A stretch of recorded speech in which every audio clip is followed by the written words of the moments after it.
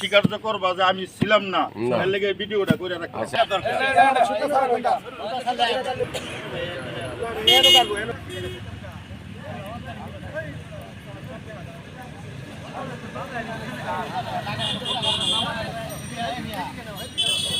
জনস্বার্থের জন্য রাস্তাটি কাজ করছেন এলাকার লোকজন। বিগত 17 বছর ছিল রাস্তাটি অনিয়মের মাধ্যমে। এখন আওয়ামী লীগ স্বৈরাচার বিদায় হওয়ার পরেই এই রাস্তাটি সংস্কারের কাজ সম্পূর্ণভাবে করছেন এলাকাবাসী।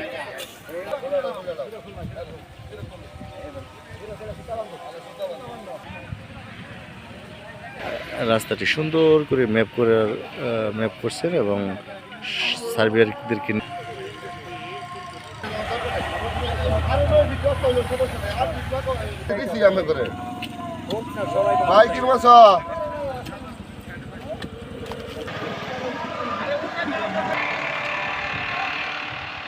মেইন রাস্তা থেকে যে রাস্তাটি নতুন করে সংযোগ করা হচ্ছে সেই রাস্তাটি RS রেকর্ড মূল্যে রয়েছে। সেই রাস্তাটির উপর দিয়ে কমপক্ষে 300 থেকে 400টি পরিবার এখান থেকে চলাচল করে।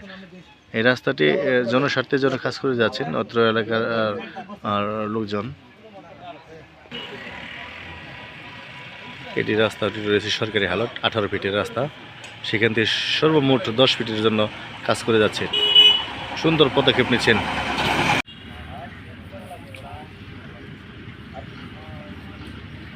এটি ভাঙা পড়ে সরকারি রাস্তার মধ্যে, কিন্তু মালিক বলেছে যে আমরা যেটুকু ভাঙা পড়ছে এইটুকু আমরা পরবর্তীতে আমার দক্ষিণ পাশে দিয়ে দিচ্ছি। যেখানে দাঁড়িয়ে আছেন এটা তো একটা সরকারি রাস্তা, আর রাস্তাটা কোন দিক দিয়ে গেছে আমাদেরকে বলেন। রাস্তাটা এই দিক দিয়ে গেছে সোজা, আপনি একটু দেখান আমাদেরকে। এই যে দিক দিয়ে, এই দিক দিয়ে। তাহলে এই রাস্তা সহ বাউন্ডারি কেন করলেন আগে?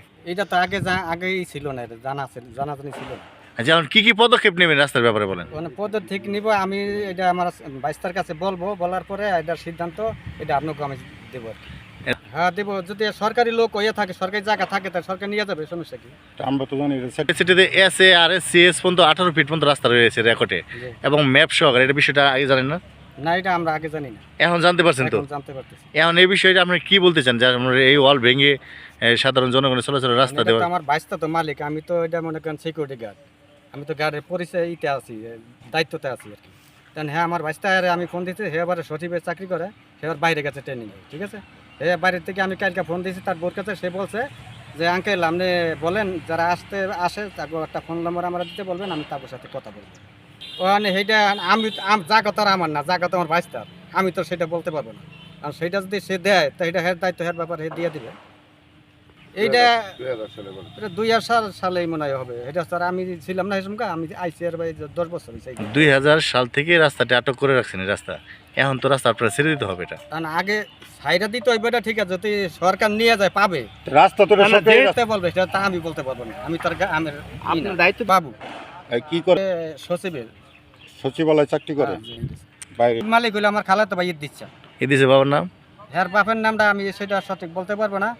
এইটা হ্যার ছেলে পড়েছিল না, সে বাড়ি বাচ্চা নাই। তার বাড়ি কোথায়? হ্যার বাড়ি ফরিদপুর। কোন ফরিদপুর? মাদারীপুর ফরিদপুর এলাকায়। ঠিক আছে। রাস্তাটা ওই যে মাপ দিছেন ওইটা, হ্যাঁ ওইটা সোজা, এই সোজা এই সোজা আপনি যে দাঁড়িয়ে আছেন এই সোজা পড়ছে। এই ওয়াল কি ভেঙে দেবার বলতেছে? সরকারি রাস্তার উপর ভেঙে দিতেই হবে। 5তলা 6তলা বিল্ডিং ভেঙে গেলে এইটা কোনো ব্যাপার না। এই জায়গাতে পড়ছে রাস্তা, এটা পড়ছে না সোজা, এটা দিয়ে রাস্তা পড়ছে, এটা তো ভেঙে দিবেন।